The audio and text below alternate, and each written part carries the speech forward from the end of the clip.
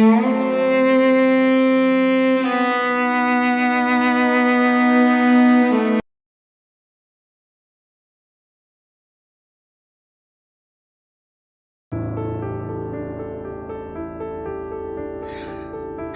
জয় যিশু। আবার চলে এলাম জীবন খাদ্য নিয়ে। আমি এক রাঁধুনি। আমার রান্নার টেস্ট কিন্তু সবাই পাবে না, কারণ আমার রান্না শিশুদের জন্য নয়। এই খাবার স্বর্গের, যার নাম জীবন খাদ্য। এই রান্না আমি কোনো মানুষের কাছ থেকে শিখিনি, আমার শিক্ষক ঈশ্বর। আমেন। প্রভু যীশু খ্রিস্টের শক্তিশালী নামে আমার চ্যানেল জীবন্ত ঈশ্বরের মণ্ডলীতে 6 নম্বর দিনে আপনাদের সবাইকে স্বাগত জানাচ্ছি, আর ধন্যবাদ দিচ্ছি ঈশ্বরকে আপনাদের আগ্রহের জন্য। আমি জানি কিছু মানুষ আছেন যারা আমার ভিডিওর অপেক্ষা করেন। আমি আপনাদের আগ্রহের জন্য ঈশ্বরকে ধন্যবাদ দিই। তাহলে একটা প্রার্থনা করে আমি আজকের অনুষ্ঠান শুরু করছি। প্রভু, তোমায় ধন্যবাদ দিই তোমার জীবন্ত বাক্যের জন্য, যা তুমি উপচিয়ে দিয়েছ এই জীবন্ত মণ্ডলীতে। শক্তি দাও বোঝার, গ্রাহ্য করার, পালন করার। যিশু নামে চাই, আমেন। একটা উদাহরণের দ্বারা আমি প্রভু শিক্ষা শুরু করছি। প্রত্যেক দিন সূর্য ওঠে। পৃথিবীর কোনো কোনো জায়গা থেকে সূর্যকে দারুণভাবে দেখা যায়, আবার পৃথিবীর কোনো কোনো জায়গা থেকে সূর্যকে দেখা যায় না। হতে পারে সেখানকার আকাশ মেঘলা, তাই বলে সেখানকার মানুষরা কি বলবে আকাশে সূর্য নেই? ঠিক সেইভাবেই যারা ঈশ্বরের বাক্য পালন করে, ঈশ্বর তাদের কাছে নিজেকে প্রকাশ করেন। আমরা দেখি যোহন 14 অধ্যায় 22-23 পদে, তখন জিহুদা ইস্করিতীয় নয় তাহাকে বলিলেন, প্রভু, কি হইয়াছে যে আপনি আমাদেরই কাছে আপনাকে প্রকাশ করিবেন, আর জগতের কাছে নয়? যিশু উত্তর করিয়া তাহাকে কহিলেন, কেউ যদি আমাকে প্রেম করে তবে সে আমার বাক্য পালন করিবে, আর আমার পিতা তাকে প্রেম করিবেন, এবং আমরা তাহার নিকটে আসিব আর তাহার সহিত বাস করিব। তাহলে আমরা কি দেখলাম? কিন্তু যারা ঈশ্বরকে প্রেম করে না, তার বাক্য পালন করে না, তাদের পাপের অন্ধকারের জন্য তারা ঈশ্বরকে দেখতে পায় না। তার মানে কি এই স্বর্গে ঈশ্বর নেই? ঈশ্বর আদি, অনন্ত, ঈশ্বর আছে। আমরা দেখি যাত্রা পুস্তক 3 অধ্যায় 14 পদে, ঈশ্বর মোশেকে কহিলেন, আমি যে আছি সেই আছি। হালেলুয়া। আর সেই জীবন্ত ঈশ্বরের শিক্ষাই আমি শুরু করছি। আজকের বিষয় ধন সম্পত্তি। আমাদের জীবনযাপন করার জন্য প্রয়োজনীয় জিনিসগুলির মধ্যে ধন সম্পদ এক গুরুত্বপূর্ণ বিষয়।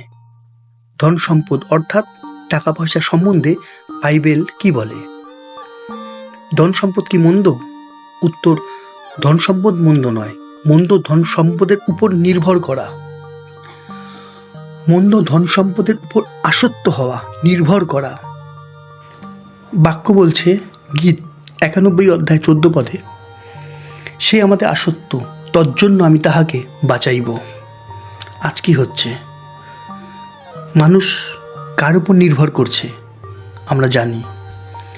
প্রভু বলছেন মথি 6 অধ্যায় 24 পদে, তোমরা ঈশ্বর এবং ধন উভয়ের দাসত্ব করিতে পারো না। যে কোনো একটার উপর আমাদের নির্ভর করতে হবে। মাথায় রাখবেন, সবাই প্রচার করছেন যে ঈশ্বর রক্ষা করলে কেউ মারতে পারবে না। হালেলুয়া, কথাটা সঠিক, কিন্তু আমি বলি দয়া করে একটু উল্টোটা ভেবে দেখুন, যে ঈশ্বর যদি মারে তাহলে কিন্তু কেউ রক্ষা করতে পারবে না। সব জায়গায় প্রচার হচ্ছে ঈশ্বর আশীর্বাদ দেবে, ঈশ্বর সুস্থতা দেবে, ঈশ্বর শান্তি দেবে। আমি এইগুলো অস্বীকার করছি না, এইগুলো সবই ঠিক, ঈশ্বরের ধন্যবাদ হোক। কিন্তু পয়সার যেমন একদিকে হেড, অপরদিকে টেলও থাকে, ঠিক সেইভাবে ঈশ্বরের আর একটা দিক আছে। যেমন ঈশ্বর পাপের শাস্তি দেয়, ঈশ্বরের ক্রোধ ভয়ঙ্কর, এই দিকটা কিন্তু প্রচার করা হচ্ছে না। তাই তো আজ মানুষের মধ্যে ঐশ্বরিক জ্ঞান নেই। আমরা দেখি হিতোপদেশ 1 অধ্যায় 7 পদে, সদাপ্রভুর ভয় জ্ঞানের আরম্ভ, অজ্ঞানের প্রজ্ঞা ও উপদেশ তুচ্ছ করে। ঈশ্বর বাক্যর দ্বারা কত সুন্দর আমাদের শিক্ষা দেয়। বাক্য বলছে হিতোপদেশ 11 অধ্যায় 4 পদে, ক্রোধের দিনে ধন উপকার করে না, কিন্তু ধার্মিকতা মৃত্যু হইতে রক্ষা করে। তাই তো সাধু পৌল শিক্ষা দিচ্ছেন 1 তিমথিও 6 অধ্যায় 9 পদে, কিন্তু যাহারা ধনী হতে বাসনা করে তাহারা পরীক্ষাতে ও ফাঁদে এবং নানাবিধ মূঢ় ও হানিকর অভিলাষে পতিত হয়, সে সকল মনুষ্যদিগকে সংহারে ও বিনাশে মগ্ন করে। ঈশ্বরের বাক্য কত সুন্দরভাবে আমাদের বুঝায়, শেখায়। এখন প্রশ্ন, ধন সম্পদ অর্জন করা কি উচিত? উত্তর আমরা দেখি মতি 6 অধ্যায় 34 পদে প্রভু কি বলছেন, অতএব কল্যকার নিমিত্ত ভাবিত হইও না, কেননা কল্য আপনার বিষয় আপনি ভাবিত হইবে, দিনের কষ্ট দিনের জন্যই যথেষ্ট। অর্থাৎ কাজ আমাদের করা উচিত, ইনকাম আমাদের করা উচিত, কিন্তু আমাদের মুখে এই কথা কখনো পাওয়া যায় না যে যথেষ্ট হয়েছে। আমাদের মুখে শুধুমাত্র একটাই কথা, আরও চাই, আরও চাই, আরও চাই। এটা কি ঠিক? প্রভু বলছেন কাজ করো, পয়সা ইনকাম করো, কিন্তু কাজের জন্য সত্য ত্যাগ করো না। ধার্মিকতার পথে থেকে সৎভাবে ইনকাম করো, ঈশ্বরকে ধন্যবাদ দাও। বাক্য বলছে হিতোপদেশ 15 অধ্যায় 16 পদে, সদাপ্রভুর ভয়ের সহিত অল্পও ভালো, তবু উদ্বেগের সহিত প্রচুর ধন ভালো নয়। কত সুন্দর শিক্ষা আমরা পাচ্ছি বাক্যের দ্বারা। প্রভুর ধন্যবাদ হোক। প্রভু জানে আমাদের কি কি প্রয়োজন। আমরা দেখি মতি 6 অধ্যায় 31 থেকে 33 পদ, অতএব ইহা বলিয়া ভাবিত হইও না যে কি ভোজন করিব বা কি পান করিব বা কি পড়িব, কেননা পরজাতি এরাই এই সকল বিষয় চেষ্টা করিয়া থাকে। তোমাদের স্বর্গস্থ পিতা তো জানেন যে এই সকল দ্রব্যে তোমাদের প্রয়োজন আছে, কিন্তু তোমরা প্রথমে তাহার রাজ্য ও তাহার ধার্মিকতার বিষয় চেষ্টা করো, তা হইলে এই সকল দ্রব্য তোমাদেরকে দেওয়া যাইবে। কথাটা কে বলছে? একটু ভাবুন। এইভাবে চলার নিয়ম প্রভু কিন্তু তার প্রার্থনাতেও আমাদের শিখিয়েছেন, যা আমরা দেখতে পাই মতি 6 অধ্যায় 11 পদে, আমাদের প্রয়োজনীয় খাদ্য আজ আমাদিগকে দাও। কত সুন্দর শিক্ষা। আর একটা মারাত্মক শিক্ষা বাইবেলে আছে, যা আমাদের চিন্তা কল্পনার বাইরে। আমরা দেখি হিতোপদেশ 30 অধ্যায় 8-9 পদ, দরিদ্রতা বা ঐশ্বর্য আমাকে দিও না, আমার নিরূপিত খাদ্য আমাকে ভোজন করাও, পাছে অতি তৃপ্ত হইলে আমি তোমাকে অস্বীকার করিয়া বলি সদাপ্রভুকে, কিংবা পাছে দরিদ্র হইলে চুরি করিয়া বসি ও আমার ঈশ্বরের নাম অপব্যবহার করি। তাই জন্যে আমি শুরুতে বলেছিলাম, ঈশ্বরের বাক্য জীবন্ত খাদ্য, এই খাদ্য সবার জন্য নয়। আশা করি প্রভু যাদের মনোনীত করেছেন তার রাজ্যে, তারা তার বাক্যের নিগুড় তত্ত্ব বুঝতে পারছেন।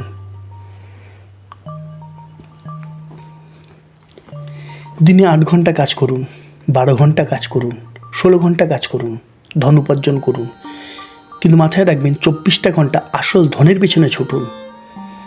আমরা দেখি মতি 6 অধ্যায় 19-20 পদে, তোমরা পৃথিবীতে আপনাদের জন্য ধন সঞ্চয় করিও না, এখানে তো কীটেও মচ্চায় ক্ষয় করে এবং এখানে চোর শীত কাটিয়া চুরি করে, কিন্তু স্বর্গে আপনাদের জন্য ধন সঞ্চয় করো, সেখানে কীটেও মচ্চায় ক্ষয় করে না, সেখানে চোরেও শীত কাটিয়া চুরি করে না।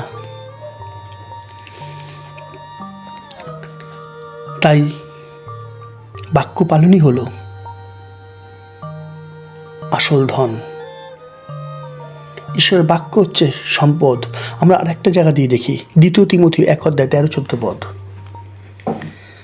সাধু বল তিমথিওকে বলছে, তুমি আমার কাছে যাহা যাহা শুনিয়াছ সেই নিরময় বাক্যসমূহের আদর্শ খ্রিস্ট যিশু সম্বন্ধীয় বিশ্বাসের ও প্রেমে ধারণ করো। তোমার কাছে যে উত্তম ধন গচ্ছিত আছে, তা যিনি আমাদের অন্তরে বাস করেন সেই পবিত্র আত্মার দ্বারা রক্ষা করো। অর্থাৎ উত্তম ধন হচ্ছে ঈশ্বরের বাক্য।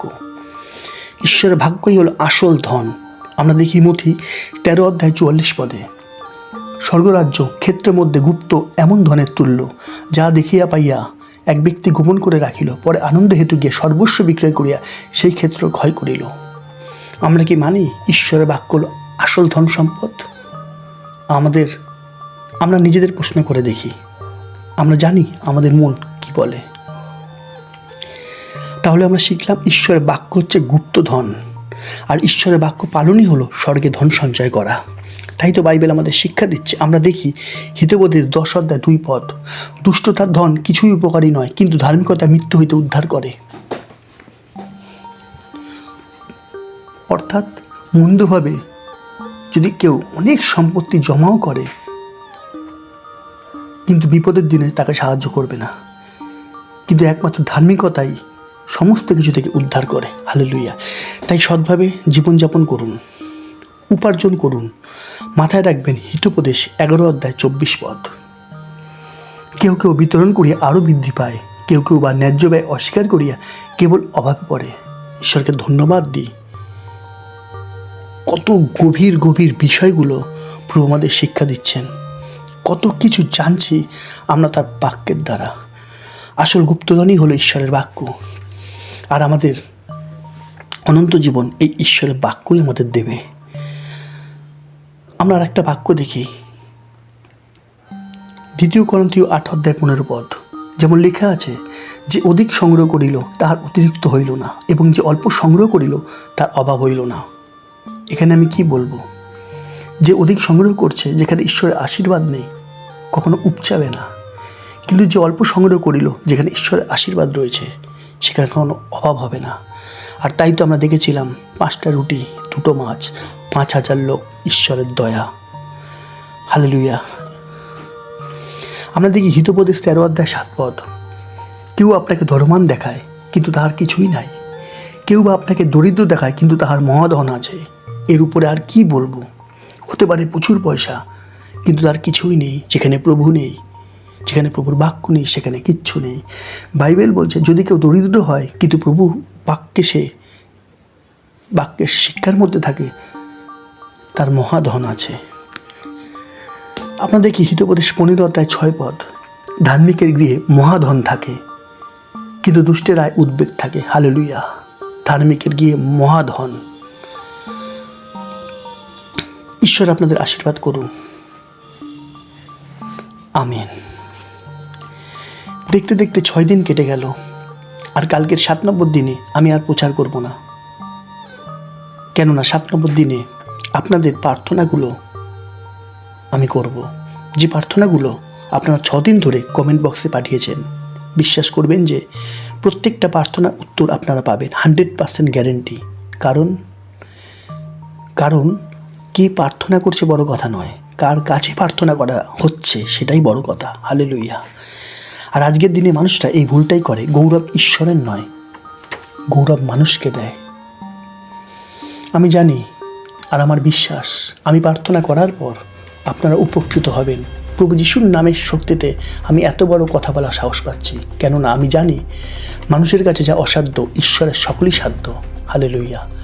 উপকার পাওয়ার পরে আমি টাকা পয়সা চাই না, চাই শুধু একটাই জিনিস, যে যেখানে এসে আপনারা আপনাদের প্রার্থনা নিবেদন দিয়েছিলেন, উপকার পাওয়ার পরে ঠিক সেখানে এসে ঈশ্বরে গৌরব করবেন, আর 10টা মানুষকে জানাবেন ঈশ্বর আপনার জীবনে কি কাজ করলেন।